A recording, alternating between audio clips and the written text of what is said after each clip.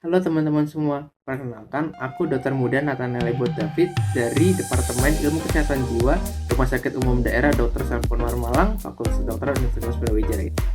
Hari ini aku mau ngajak teman-teman semua untuk mencari tahu apa sih itu gangguan panik.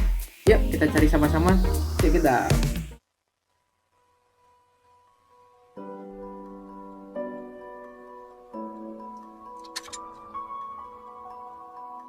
I'm not mad.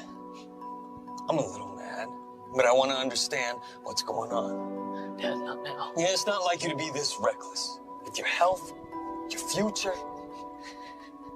I can't. Kel, are you having an asthma attack? Where's your inhaler? It's not the asthma. What is it?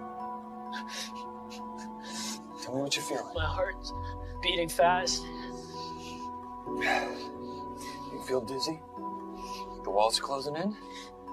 I think you have a panic attack. Dari contoh yang baru saja teman-teman saksikan, itu adalah contoh dari gangguan panik.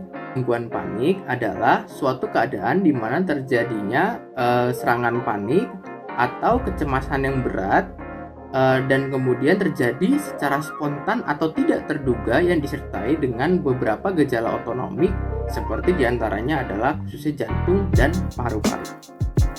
Sebenarnya gangguan tersebut muncul terhadap keadaan yang secara objektif tidak membahayakan.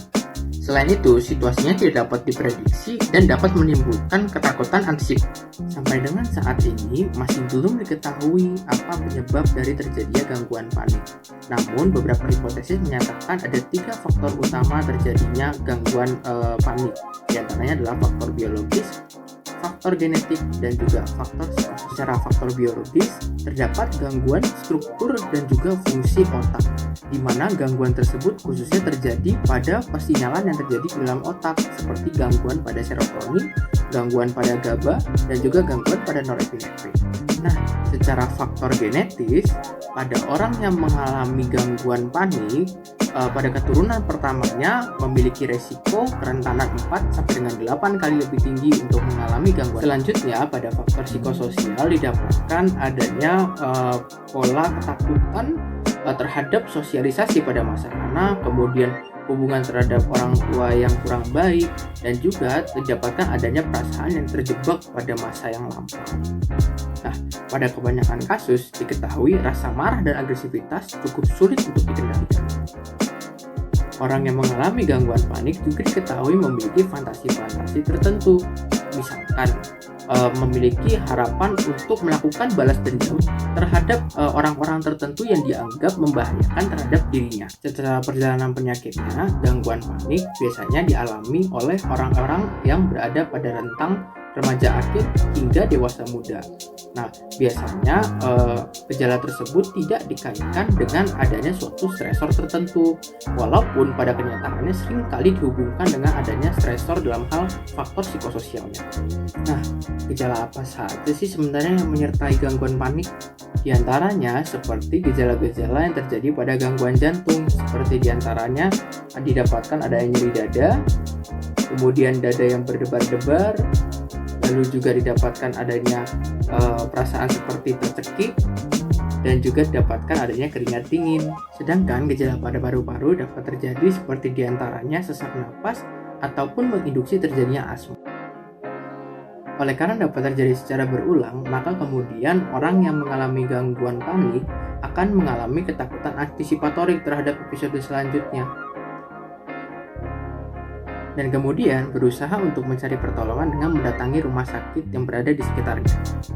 Nah, setelah kita mengetahui apa itu gangguan panik dan juga bagaimana bentuk-bentukan daripada gangguan panik, maka sekarang saatnya kita memahami bagaimana cara menangani masalah-masalah tersebut.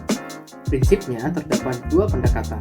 Yang pertama adalah pendekatan dengan menggunakan obat, dan yang kedua adalah pendekatan dengan psikoterapi.